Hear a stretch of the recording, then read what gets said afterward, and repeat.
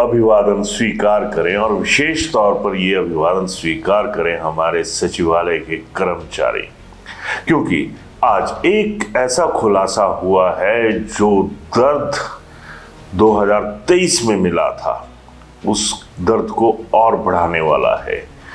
क्योंकि 2023 से ही केंद्र सरकार और हिमाचल सरकार आमने सामने हैं और जब प्राकृतिक आपदा 2023 में आई थी तब से ही हिमाचल सरकार ये कह रही है कि केंद्र ने हमारी मदद नहीं की और केंद्र कह रहा है कि हमने डटकर जो मदद थी वो हिमाचल की।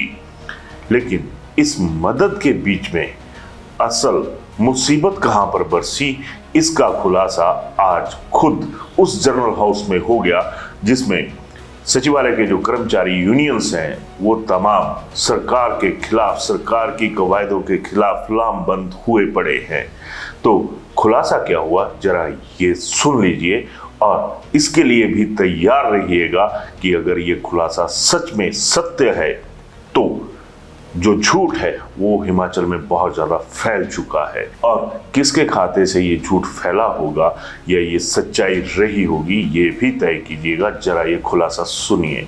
2023 में डिजास्टर का इन्होंने 114 करोड़ लैप्स कर दिया है। 114 करोड़ जो लोगों को जाना था, लोगों को बंटना था, वो लैप्स कर दिया। किसकी ये वो है, किसकी नालायकी है? यहाँ के ब्यूरोक्रेट्स की नालायकी है। वो पैसा नहीं खर्च कर पाए भाई। 114 करोड़ का लैप्स हुआ है। कर्मचारी यूनियन के अध्यक्ष संजीव शर्मा ने आज ये नया खुलासा कर दिया कि 114 करोड़ लैप्स हो गया और इसमें नालायकी किसकी थी ये हमें कहने की जरूरत नहीं है, क्योंकि इस नालायकी के लिए जो जिम्मेदार वर्ग था उसका भी जिक्र संजीव शर्मा ने यहां पर कर दिया। अब सवाल उठता है कि 114 करोड़ रुपए लैप्स हो जाते हैं, सच में कौन जिम्मेदार है इसके लिए? क्या कभी इन अफसरों ने या इस व्यवस्था के जो पहरेदार हैं उन्होंने उन घरों को जाकर देखा होगा जो तबाह हुए थे पिछले साल? बरसात के जख्म पिछले भरे नहीं थे, नई बरसात ने नए जख्म दे दिए। लेकिन इन जख्मों के लिए जो मलहम जरूरी था वो कौन निगल गया? किसकी लापरवाही से वो मलहम खत्म हो गया? ये आज एक बहुत बड़ा घटिया सा सवाल जो है वो खड़ा हो गया है। क्योंकि घटिया सिर्फ इसलिए क्योंकि प्रशासनिक व्यवस्था के लोग कहते हैं कि हमसे बढ़िया तो कोई कर ही नहीं सकता। तो फिर ये घटिया हालात बने कैसे? 114 करोड़ रुपया लैप्स हुआ तो हुआ कैसे? भगवान करे कि ये बात सत्य ना हो। अगर ये बात सत्य हुई, सच हुई, तो फिर प्रशासनिक और नेताओं का जो जुबानी झूठ होता है वो बहुत बुरा है, फिर इस चीज से इनकार नहीं किया जा सकता। पिछली बरसात के जख्मों में बहुत ही एक जिंदगियां उजाड़ कर रख दी थी। इस बार भी क्या हुआ? जिंदगियां भी उजड़ी और लाशों तक का मिलना मुश्किल हो गया है। लाशें भी नहीं मिल रही है। अब बताइए कि इन हालात में अगर पिछले इसमें ही 114 करोड़ रुपए का लैप्स हुआ है, वो पैसा खत्म पाया गया है, उसको खर्च नहीं कर पाए हैं, तो फिर अब क्या उम्मीद रखें ऐसी व्यवस्थाओं के साथ कि वो आम आदमी की मदद के लिए आगे आएंगी? आम आदमी जिंदगी खोता है, सपने खो देता है, लेकिन प्रशासनिक व्यवस्था और नेताशाही उसी तरीके से चलती रहती है। खैर, दूसरे मसलों पर आते हैं। इसी जनरल हाउस में बकाया क्या हुआ जरा इस पर भी देखिए। ये एक मानगी दूसरी सुन लीजिए। बड़ा अफसोस होता है कि कैसे कैसे मंत्री बना दिए सरकार ने। परसों मैंने 2 मंत्री के बारे में कहा कि उनके जो कारनामे क्या थे। देखा, प्रधान साहब ने कह दिया अफसोस होता है। अफसोस तो बहुत सारे मसलों पर आज की डेट में मनाया जा रहा है। बेरोजगारी का अफसोस, रोजगार का अफसोस और अब ये नए अफसोस जो कि सचिवालय के भीतर ही चलते हैं। तो 2 मंत्रियों का जिक्र किया। तीसरे मंत्री महोदय जो आए थे पिछले कल, राजेश धर्माणी, उन्होंने जो बयान दिया था उसके ऊपर भी कर्मचारियों ने अपनी राय स्पष्ट तौर पर रख दी। अब इनके क्या बोल थे, धर्माणी साहब ने क्या कहा था, ये आकलन आप खुद कर लीजिएगा। और जो एक कल वाले मंत्री हैं उनका जो है ये बयान है कि कर्मचारी या तो हमारे साथ खड़े रहें तो उनको वो मिलता रहे जो हम दे रहे हैं, अन्यथा जो मिल भी रहा है ना इसको भी हम काट देंगे। अरे मंत्री महोदय, आप ठेकेदार हैं क्या, या और हम आपके वो हैं नौकर हैं क्या? तुम्हारा दिल करेगा काट देगा और तुम्हारा दिल करेगा बढ़ा देगा हमारी सैलरी। कौन होते हैं आप? अपने गिरेवान में देखिए, झांक के देखिए अपने गिरेवान में। क्योंकि कर्मचारियों वाले पक्ष में कर्मचारी नेता ने साफ सवाल उठा दिए कि आप ठेकेदार हैं क्या। और बकाया भी कोई कसर तो बचती हुई इस एपिसोड में इस मुद्दे पर नजर नहीं आई है। अब थोड़ा सा आगे चलिए, यहाँ पर आपको 3 सवाल जो आज कर्मचारियों ने उठाए हैं उनको भी सुन लीजिए, क्योंकि इन सवालों में बवाल बहुत छिपे हुए हैं। सुनना जरूरी है, क्योंकि अगर जब 2 तबकों में विवाद होता है तो दबका किसका ज्यादा होता है ये भी तय कीजिएगा। जरा पहले ये 3 सवाल सुनिए। पहला सवाल, क्या आपका 20,000 बिल आता है टेलीफोन का? अगर आपका 20,000 बिल नहीं आता है ना तो बाकी पैसा कहाँ डालते आप? अगर आप में शराफत होती, क्योंकि 500 रुपये काफ़ी होता है टेलीफोन का बिल, तो वो 19,500 रुपया वापस क्या करते यार महीने। टेलीफोन भत्ते में 20,000 की बजाय 500 रुपए में भी गुजारा हो सकता है, फिर 19,500 रुपए कहाँ गए? अब ये भी एक बड़ा सवाल है कि भैया जब चंद हजार की नौकरी या फिर चंद 2 रुपये, 10 रुपये, 5 रुपये बढ़ाने की बात आती है तो सरकारें अपनी छाती ठोकती हैं कि देखिए हमने ये कर दिया। क्या ये सच में तर्कसंगत है?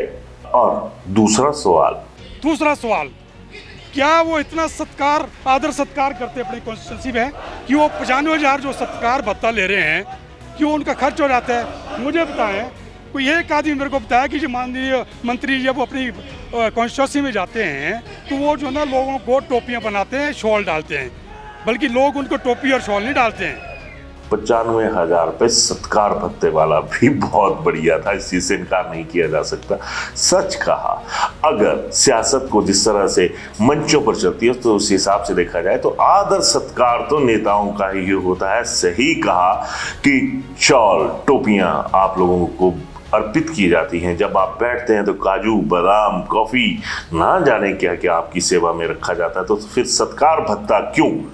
आम आदमी के सत्कार के नाम पर जब सत्कार की जो परिभाषा है वही गलत है, तो ये भी एक बहुत बड़ा सवाल है। अब सत्कार करवाने से पहले नेताओं को सोचना तो पड़ेगा। नंबर 3, मैं ये भी पूछना चाहता हूँ कि माननीय मंत्री जी का इस पे क्या कहना है कि जो प्रदेश के जो ये 2 मंत्री थे जिन्होंने अपने आशियाने उस पे ऑफिस पे इतना खर्चा कर दिया, करोड़ों का खर्चा कर दिया है, उस पे उनका क्या कहना है? तीसरा सवाल भी जबरदस्त था कि धर्मानी साहब ने उन 2 मंत्रियों को क्यों नहीं पूछा जिनके दफ्तर पर करोड़ों रुपया खर्च हो गया। बिल्कुल सही बात है, अगर आप आपस में जो सियासी रिश्तेदारी है उसको कायम रखते हैं तो फिर समाज के प्रति जो सरकारों की रिश्तेदारी होती है उसके ऊपर आप सवाल किस तरह से खड़ा कर सकते हैं, क्योंकि सरकारों को खड़ा करने में आम आदमी का योगदान होता है, किसी नेता का नहीं। अब जरा आगे सुनिए। एक एक करके ये प्रदेश सरकार के जो मंत्री बैठे हैं ना, इनकी पोल खुली जा रही है, तो पूरे प्रदेश की जनता को इनके कारनामों का पता चल रहा है कि टेलीफोन के लिए भी 20-20 हज़ार महीने का लेते हैं, जो 500 से ज़्यादा नहीं होता है। पूरे प्रदेश के लिए इनके पास पैसा नहीं है, प्रदेश की जनता के लिए पैसा नहीं है, विकास के लिए पैसा नहीं है, इसके लिए इनके पास पैसा है। कह दिया ना कि हम पोल खोल रहे हैं, स्वागत योग्य है, इस चीज से इनकार नहीं किया जा सकता, बशर्ते आपके जो ये आरोप हैं या फिर आपकी जो कही हुई बातें हैं ये सत्य हों। फिर सत्य की हमेशा जीत होती आई है, आप लोगों की जीत भी होगी। लेकिन इस पोल खोल अभियान में कम से कम दिल खोल कर तो बात हो रही है कि फलां व्यवस्था में ये एक तरह की गड़बड़ी हो गई, फलां व्यवस्था में ये लोचा हो गया, तो जरूरी तो बहुत है इन चीज़ों का आकलन होना। कहीं होता है ऐसा, हाँ जी हम आपको ओपीएस देंगे, लोग आपको वोट देंगे, ओपीएस हो गई, अब आपने सरकार बन गई, अब हम ओपीएस को जो वापस एनपीएस करेंगे, हो सकता है कभी ऐसा? तो ये लोगों को बेवकूफ़ बना रहे हैं। Last but not least, OPS सही मायनों में हिमाचल सरकार के लिए सबसे महंगी गारंटी साबित हो रही है, क्योंकि ओपीएस वाले मुद्दे को लेकर आज एक खबर ये भी छपी हुई है कि सरकार के जो आला अफसर हैं वो कह रहे हैं कि सरकार आप इस ओपीएस को वापस ले लीजिए, इसकी वजह से बहुत बड़ा नुकसान हो रहा है और जो कैपिंग है वो होती चली जा रही है और ऐसे में जो खर्चे हैं उन्हें चलाना मुश्किल हो जाएगा और सरकार इसे वापस ले। लेकिन सरकार वापस ले ना ले, इशू ये नहीं है। इशू आज की डेट में ये बन गया है कि क्या ये ओपीएस वाली गारंटी जो थी कर्मचारियों के लिए वो अब पूरे हिमाचल के लिए महंगी पड़ती हुई नजर आने शुरू हो चुकी है। तो सवाल बहुत सारे हैं, लेकिन जनरल हाउस में जो हो रहा है शिमला में, छोटा शिमला में, वो बहुत बड़ा हो रहा है और इतना बड़ा है कि इसका असर जो है अब पूरे प्रदेश में दिखने शुरू हो चुका है। तो कर्मचारियों का ये जो रवैया है या ये जो अभियान है, ये आपको कैसा लग रहा है, इसके ऊपर अपनी राय जरूर दीजिएगा। धन्यवाद। गोल्ड कड़ा या टेम्पल ज्वेलरी लेना चाहते हो तो ये है बेस्ट ऑप्शन। हिमाचल का popular jewellery brand Bhushan jewellers कड़ों की कलेक्शन में टेम्पल ज्वेलरी, शीट कड़ा, मीना वर्क गोल्ड कड़ा, गेरू कड़ा, ऑक्सीडाइज्ड गोल्ड कड़ा, बैंगल्स जैसी widest collection lowest making charges के साथ आपको बेस्ट प्राइसिंग में दे रहा है। तो अगर आप भी चाहते हैं गोल्ड कड़ा या टेम्पल ज्वेलरी खरीदना तो जरूर विजिट कीजिए भूषण ज्वेलर्स, लोअर बाजार, सोलन।